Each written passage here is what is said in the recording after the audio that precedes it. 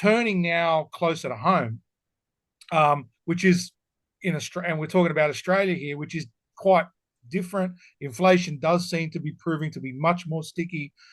We had a fairly, well, you might consider it a hot inflation reading a couple of weeks ago, where inflation came in at 4.1% in Australia to May, I think it was. And so, what are your thoughts about Australia in terms of inflation and potentially in terms of interest rates? I mean, it's probably unthinkable that rates are going to go up in the short term in the US based on the current data. There'd have to be quite a change in data, but in Australia seems to be a bit more plausible that we could get maybe another. There's people talking about 2 or 3 rate cuts out there in Australia because inflation is just not coming to where it is. So what are your thoughts closer to home, JP? Well, I think, and we discussed this at our last investment committee meeting, there is a real conundrum facing the RBA, the Reserve Bank of Australia. And Michelle Bullock, the Reserve Bank governor, has articulated some of that conundrum to us in her recent press conferences.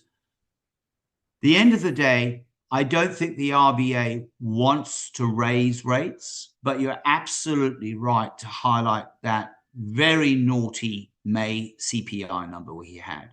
So just to remind everyone, the May consumer price inflation, this was the monthly report, because as you know, we now have monthly CPI numbers. The big number obviously is the quarterly, but the monthly is still important. The monthly CPI number in Australia for May came in at 4%. 4%. The market was anticipating 3.8%, and that is up from 3.6% on a year-on-year basis in the preceding month. So quite a bit above expectations.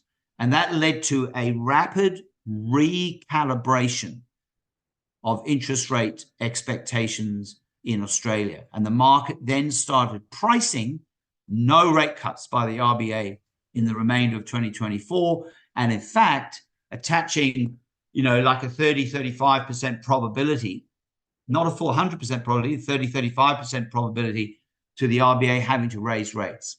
I don't think the RBA wants to raise rates, and it's the last thing that we in Australia need, because as we all know, the Australian economy is literally growing at the zero line. We grew 0.1% in the first quarter. I don't know why the ABS just didn't call it zero amongst friends. The bottom line is we have very, very weak economic activity here, and we really don't need high interest rates. But the Reserve Bank is obligated to maintain a restrictive monetary policy if inflation remains at these levels. And we know if we break down the inflationary data, there is some real sticky service-based inflation, and that has the attention of the Reserve Bank. And I'm afraid, services inflation is a bit like toothpaste. Once it's out of the tube, I don't know if you ever try to do it, Eugene. I'm sure you have tried, like I have. Try and put toothpaste back in the toothpaste tube. It's impossible. Once it escapes, it's a real problem to deal with. And that's the dilemma and the conundrum facing the Reserve Bank today. So my view is Michelle Bullock doesn't want to raise rates, but if we get a really cheeky June quarter CPI number, if that number comes out, and that I think is published at the end of July, if that number is slightly higher than market expectations, then I'm afraid the Reserve Bank might feel the need to raise rates, which we really, really don't want here. And I think that means we're pretty much almost in a recession here in Australia. We're very much on the zero line. And I think, unfortunately, if the Reserve Bank has to raise rates, I think it doesn't look good here. Yeah. Let's not forget, we've been in a per capita recession in Australia now for, I believe it's 5 quarters. I think you're right. I think you're right. I think it is 5 successive quarters. Yeah. I mean, the worst since the 90s. Yeah. I mean, if we were talking about 5 quarters of overall negative growth, I mean, we'd be talking about a depression. So the household is really feeling it. The only thing that's keeping the economy above negative growth is migration. So which has been unprecedented, and one question is whether or not it's going to continue at the sort of levels it did last year. So I don't know. And the other part of the Australian economy jigsaw puzzle, I suppose, is the fact that mortgage holders in Australia are mostly on variable. There were a large number that went on fixed rates during COVID at levels of around 2%.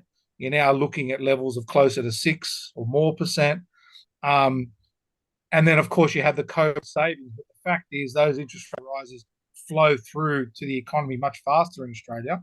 We've proven to be pretty resilient as well. But would you think that the risk of an actual recession in Australia is significantly higher than in the US, partly because of that, and just partly because the numbers that are coming out of Australia, inflation's higher, GDP growth is lower? What are your thoughts there, Jonathan? Yeah, look, I think those points are all very well made. It's self-evident that it's in the numbers, and you and I are not making this up. Australia is in a very deep per capita recession. Yeah. If we hadn't had 700,000 new arrivals in Australia last year, we know that the economy would be in recession. So, that's what the per capita GDP number tells us. Now, moving forward, there's a lot of talk in Canberra that Australia just can't deal with that sudden influx of new arrivals, and in such a short period of time.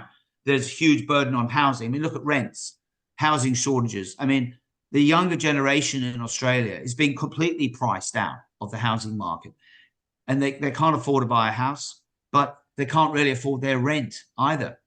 And unfortunately, they're really caught. They're in a horrible economic pincer, and you talk to the younger generation in Australia, they're angry. Yeah. Oh no, the higher income lot. Oh no. By the way, none of them are here anyway. They're all in Europe on holiday.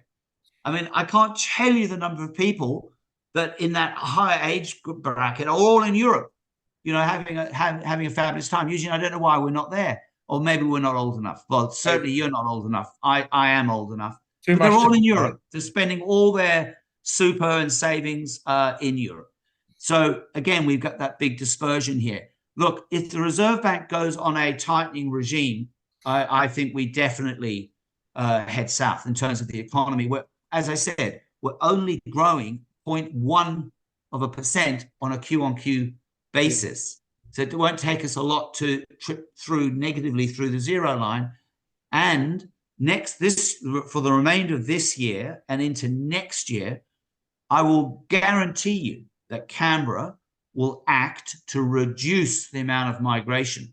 We'll go back to a more normalized number moving forward. So we won't have the benefit of that massive influx of migrants, and I immigrated here in 1997. What do you do when you arrive in a new country? You go and buy, what do you buy? A washing machine? Sofa? Yeah.